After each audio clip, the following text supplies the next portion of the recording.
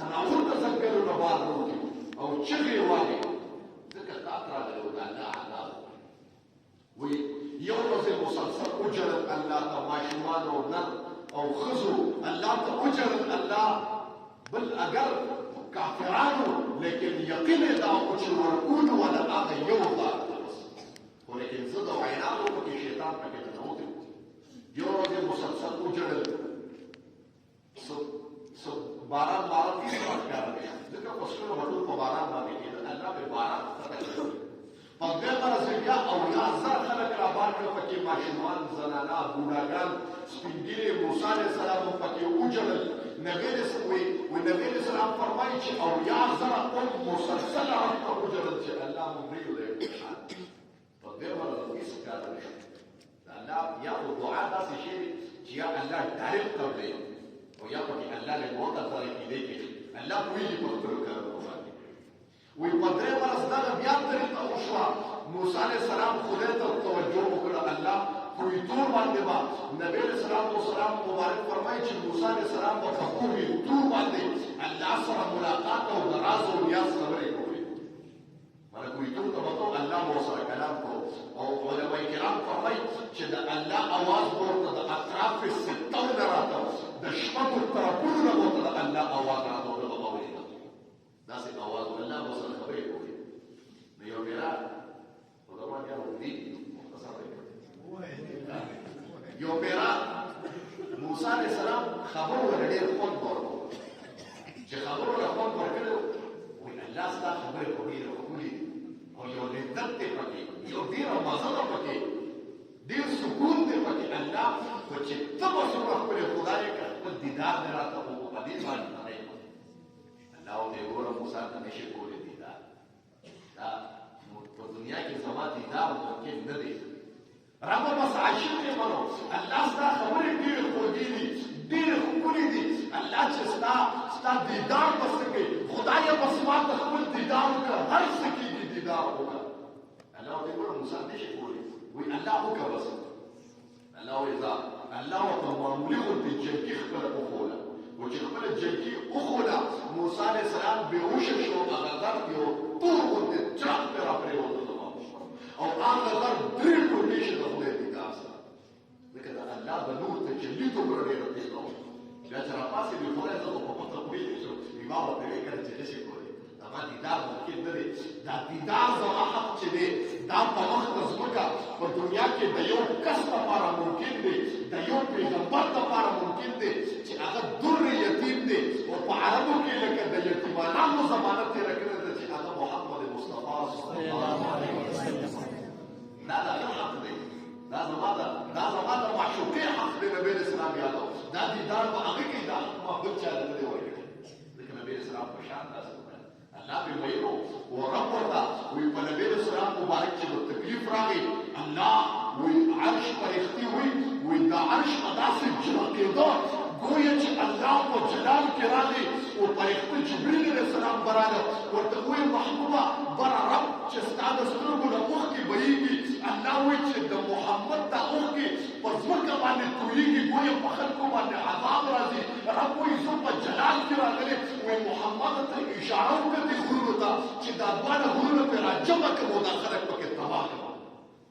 ما رب ته وویل دا ډېر نه لري زه په دې ډېر خفه کېږم په نبي علیه السلام مبارک باندې الله ډېر خفه کېده وایي نبي علیه السلام مبارک په ژړا کوي الله زما دا نه ده خوښه چې دې قوم ته عذاب ورکړي خدایه که دې وي د دې په امت کې به مسلمانان پیدا شي الله نشي ورکولی نبي علیه السلام به ژړل به قسم دی چې یو انسان ته حتی الامکان تکلیف ورسي یوازې بدني تکلیف نه چې وین کنځلې ورته وکړي ماشومان ورپسې کې په غرو یې براخ کې هلکه په کاڼو باندې پولې کنځلې ورته کې او لیونې او رټې سپورې ورته کې او بیا هم نبي علیه السلام مبارک وي نرم او غیر عذاب ته راغلی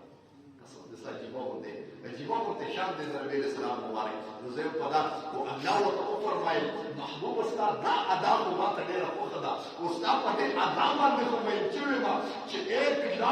1,24,000 کم و بیش انبیاء راغلي دي ما ته ویلي دي الله غر کې کا لیکن واحد ته یوې ستا ادا ما ته ډېره محبوبه ده چې کله در باندې تکلیف راشي رب پرې معافي ورته وکړه دا نه پوهېږي دا علامه کړی وکړه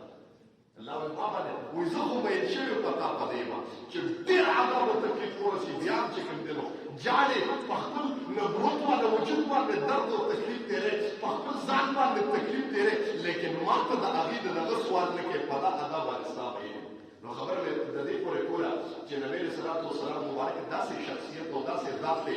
چې په هر چا باندې خفه کېږي او بل ته تکلیف رسول نبي علیه السلام خپل نفس ته تکلیف رسول دی خبره مې د موسی علیه السلام کوله موسی علیه السلام الله ته وایي الله دا ماشومان او سپینګیري دي خدایه ماشومان او سپینګیري څه کې ته خو ډېر الله رحیم ذات دی الله ته خو کریم ذات دی دا ماشومان د لوږې نه چیغې وایي الله دا ماشومان د دې اوازونه الله عرش ته نه رسېږي الله ورته وفرمایل موسی د دې اوازونه ما ته عرش ته رسېږي لیکن په دغه مجلس کې یو انسان دی چې د څلوېښتو کالو نه مسلسل ګناهونه کوي او ما سره مقابله کوي په هغې باندې خبرې هغه وایي ښه وایي الله زه څنګه وپېژنم دا سړی چې ګناهونه کوي زه څنګه الله د یو کس نه تا ماشومان هم الله ګیر کړي دي ماشومان جاړي الله د یو کس نه سپین ګیري دي جاړي ګیري سپینې دي او د لوږې نه جاړي الله په دې عذاب راوستلی وایي دلته اعلان وکړه چې په تاسو کې یو کس د څلوېښت کاله نه مسلسل الله سره په ظلم او په مقابله دی وایي دا کس به د مجلس نه وځي نو باران پرې کوو وایي دا سړی دی وایي نبی موسی علیه السلام یو غر ته وخوت او اواز یې وکړ چې باران تاسو باندې ځکه نه کېږي الله قاب ځکه راوستلی چې په تاسو کې یو انسان دی د څلوېښتو کالو نه مسلسل پر ګناه باندې کار کوي او نه صبرېږي بس وایي الله پرې تر څلوېښتو کالو پورې مسلسل پرده واچوله خو دې نه صبرېږي وایي هغه کس چې دا خبره واورېده کوم چې پکې ګناهګار و وایي د خپلې ځمکه وتښتېده چې الله څلوېښت کاله مسلسل تا په ما باندې پرده واچوله الله ته خو ستار العیوب پردو اچولو ولې نو الله که زه په دې مجلس کې اوسم نو ربه زه خو به رسوا شم خو الله زما خاندان نه به خلک پیغورونه ورکړي چې پلار خو د زناکار او ګناهګار بس پوزه یې ښکته کړه الله ته وجړل خدایه مات مې کړه بس ګناه به نه کوم وایي چې څه د هغه توبه وه ډایرکټ د عرض سره ټکر شو الله تبارک وتعالی پرې باران شروع کړ سبحان الله چې الله زما د وجې نه دا قوم په تکلیف کې دی وایي موسی علیه السلام چې وکتل چې څوک د مجمې نه بار نه شو بیا هم الله دغه شروع کړ الله تا خو ویلي چې د مجمې نه څوک بار شي نو کوم به وایي موسی علیه السلام ته الله وویل هغه ما سره پټه روغه وکړه ما رب سره روغه وکړه نو ما رب خو زه خو داسې ذات یم چې اگر که څلوېښت کاله ما سره ظلم کړی دی خو لیکن زما ذات داسې دی چې ما سره څوک روغه وکړي نو زه سره په مقابله کې د هغې نه ډبل احسان کوم وایي ما ورسره روغه وکړه موسی علیه السلام ورته ویل الله دا سړی زه لیدل غواړم چې دغه سړی د چا د وجې نه چې مې باران بند کړی و د هغه نه مې په تاسو باران وکړ موسی علیه السلام ورته الله دا سړی ما ته وښیه رب ورته وفرمایل موسی نه یو سړی چې څلوېښت کاله پرې مسلسل ما پرده واچوله او د هغې نه پس هغه ما سره روغه وکړه دا نشي کېدی دا زما د شان مخالف دی چې د هغه پرده تا ته واچوم د الله داسې شان دی قسم دی نبي علیه السلام مبارک فرمایي په دنیا کې یو انسان دی په ګناه یا په غلط کار باندې ولیده او تا پرې په دنیا کې پرده واچوله چې خیر د انسان دی کمزوری دی رب وایي تا زما په مخلوق باندې پرده واچوله د دې په مقابله کې الله وایي ما په تا باندې اویا دوه اویا پردې واچوله الله دې موږ داسې جوړ کړي چې مسلمان ته تکلیف ورسي نو نبي علیه السلام مبارک وفرمایل چې اصل پرهیزګاري دا ده لا ورع کالکف پرهیزګاري نه ده مګر ذات بندول دي د ګناه نه یا ذات بندول دي د دې نه چې بل مسلمان ته تکلیف ورسي وکیل لا عقل لدي عقل كالتدبير پشان د چل جوړولو ولا ورع او نه پرهیزګاري کالکف پشان د ځان بندولو د ګناه نه زناور ته ځنګلونه بار